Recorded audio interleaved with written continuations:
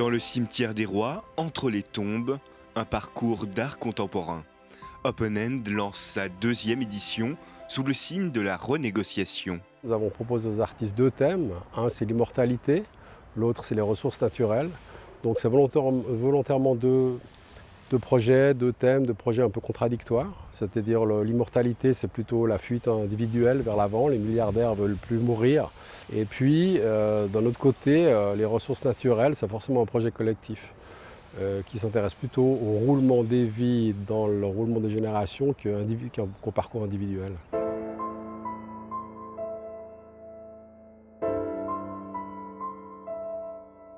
Dispersées dans tout le cimetière, ces œuvres, créées pour l'occasion, questionnent l'évolution de notre société. Alors sur le principe d'exposition, c'est aussi d'attaquer ces questions, ces thèmes, l'immortalité, les ressources naturelles, via plusieurs angles. Donc on a invité pas que des artistes contemporains traditionnels, conceptuels, mais aussi des artistes qui s'occupent des artisanats, des artisans eux-mêmes, des designers, des photographes, un réalisateur de films. Et là, on a l'œuvre de Philippe Kramer, Kramer plus Kramer, un designer important. Et donc c'est le banc qui fait à la fois le nœud de Möbius ou le cycle de l'infini, à savoir que quand chacun est assis d'un côté du banc, en fait, ils ne sont pas assis du même côté du ruban. C'est l'idée qu'en fait, ils communiquent même sur 2 dimensions, peut-être celle d'en haut, d'en bas, de l'au-delà, du ciel et de la terre. Mêlant artistes locaux et internationaux, Open End fait du cimetière un miroir de notre époque troublée. L'idée, c'est de suggérer un maximum et puis ouvrir les champs des possibles, sachant que le progrès n'est ni bon ni mauvais, il est ce qu'on en fera, quoi.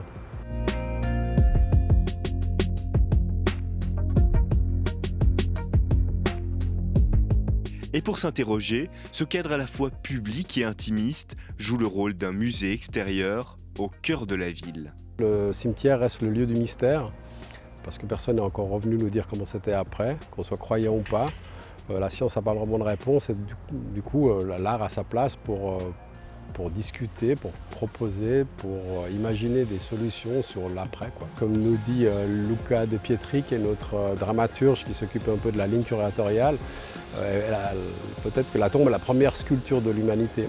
Open End, c'est à découvrir au Cimetière des Rois jusqu'au 31 janvier 2023.